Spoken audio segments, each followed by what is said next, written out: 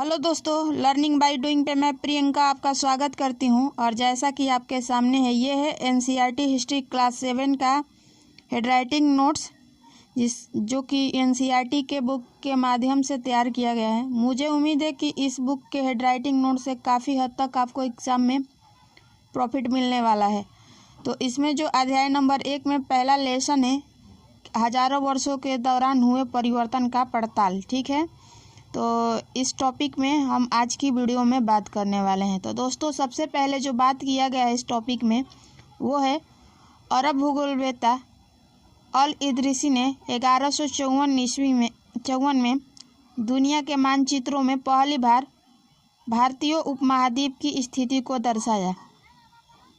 और दूसरी बार भारतीय उपमहाद्वीप फ्रांसीसी ने स्पष्ट मानचित्रकार गुलाम द लिस्ले ने 1720 में विश्व के नक्शे में दर्शाया। ठीक है, तो हज़ारों वर्षों के दौरान हुए परिवर्तन पड़ताल में यही पहले टॉपिक में दर्शाया गया है। इसमें आगे जो बात किया गया है दोस्तों, वो है 700 से 1750 ईस्वी तक हुए परिवर्तन का पड़ताल।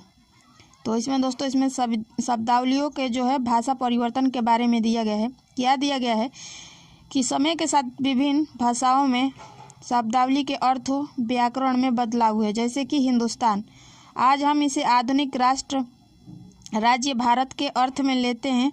और 13वीं शताब्दी में फारसी के इतिहासकार मिनहाज ए सिराज ने हिंदुस्तान शब्द का प्रयोग किया था।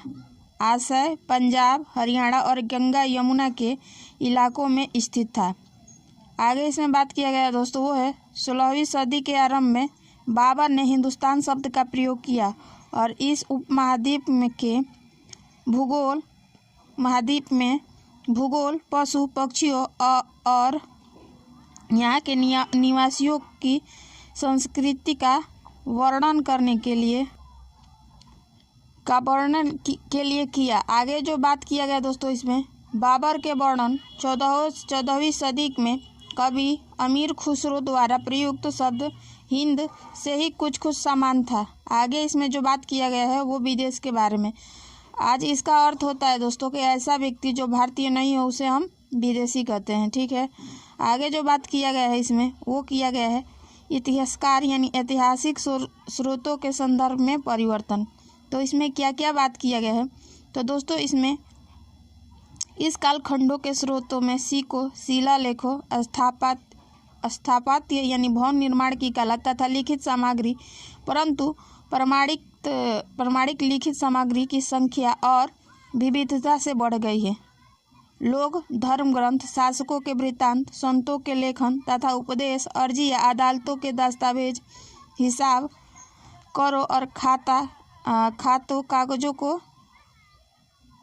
लिखने लगे। इसमें आगे बात जो किया गया है दोस्तों, वो है धनी व्यक्ति, शासक जन, मठ तथा मंदिर पांडुलिपियाँ एकत्रित किया करते थे और इन पांडुलिपियों को पुस्तकालयों तथा अभिलेखागारों में रखा जाता। अभिलेखागार क्या होता था दोस्तों? ऐसा स्थान जहाँ पर दस्तावेज और पांडुलिपियों को संग्रहित किया जाता था, यानी इकट्ठा करके रखा जाता था।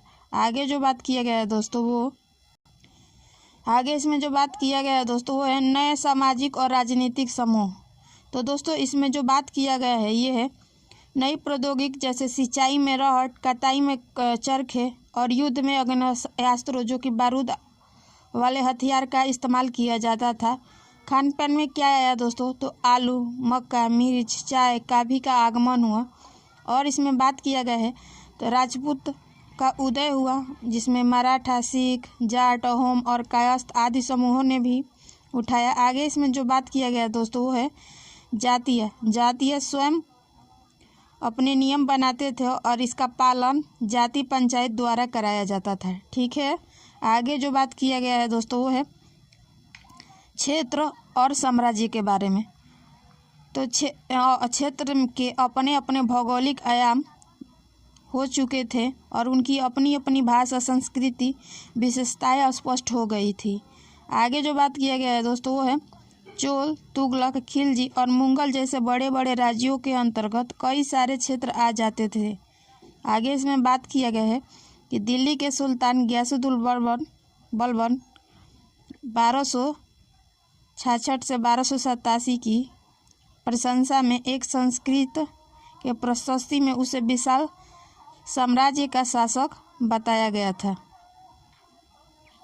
आगे जो बात किया गया है वो है धार्मिक परिवर्तन, जिसमें पुराने और नए धर्म के बारे में बात किया गया है। तो दोस्तों, दैविक तत्व से आस्था यानी धर्म प्रायः स्थानीय समुदायों के सामाजिक और स्थानीय समुदायों के सामाजिक आर्थिक संगठनों से संबंधित होते हैं। इसमें आगे बात किया गया है कि नए देवी देवताओं की पूजा, मंदिरों का निर्माण यानी विभिन्न शैलियों प्रेमेल इष्ट यानी देवी देवताओं के रूप में की गई और कई शासक इस्लाम और उसके विद्वान धर्मशास्त्रीय और न्यायशास्त्रियों के अंतर्गत उमेला को संरक्षण देते थे। ठीक है, आगे इसमें कुछ नोट है। नोट ये है कि शिया मुसलमान जो थे दोस्तों, वो पैगंबर साहब के दामाद अली को अपना नेता मानते थे, और दूसरा थे सुन्नी मुसलमान। तो दोस्तों, सुन्नी मुसलमान खलीफाओं को मानते थे। आगे इसमें जो बात किया गया है वो है इस्लाम के आरंभिक दौर में इस धर्म का नेतृत्व करने वाले को खलीफा कहा जाता है। आगे बात किया गया है दोस्तों वो है नोट कि इस्लामी न्याय सिद्धांत, विशेषकर भारत में हनफी और शफी ऐसे सिद्धांत होते थे। आगे है कि 700 से 1750 ईस्वी तक लगभग 1000 वर्षों के कालखंड को मध्यकालीन भारत के अंतर्गत आता है। तो ये थी आज की जो है NCERT हिस्ट्री का हैंडराइटिंग नोट में अध्याय 1 समाप्त होता है। मुझे उम्मीद है कि इस नोट से काफ़ी हद तक आपको प्रॉफिट मिलेगा। अगर आप हमारे चैनल पे नए हैं तो वीडियो को लाइक, चैनल को सब्सक्राइब और वीडियो को अपने फ्रेंड और रिलेटिव जिनसे कनेक्टेड है उनके यहाँ आप हमारा वीडियो शेयर करें, ताकि इस कंटेंट का उन्हें भी प्रॉफिट मिलेगा। फिर मिलेंगे नेक्स्ट वीडियो के साथ, तब तक के लिए धन्यवाद। आपका दिन मंगलमय हो।